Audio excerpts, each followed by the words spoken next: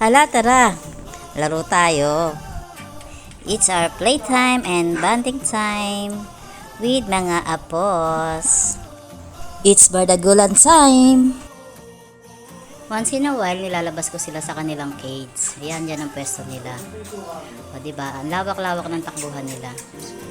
Nahayaan ko lang naman, paminsan-minsan.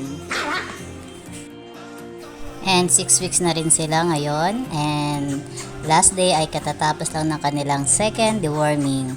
And schedule nila for 5-in-1 vaccine ay by March 12.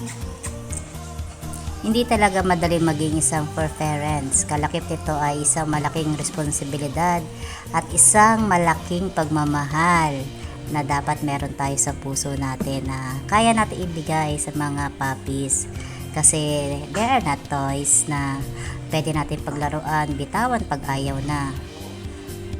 Tulad ng pag-aalaga natin sa ating mga anak, pagbibigay ng gatas mula nang sila baby hanggang sa paglaki, ang mga responsibilidad na hindi natatapos. Ganon din sa pag-aalaga ng isang pusa o aso. Ito ay isang tuloy-tuloy na pagkalinga ang dapat natin nabibigay sa kanila.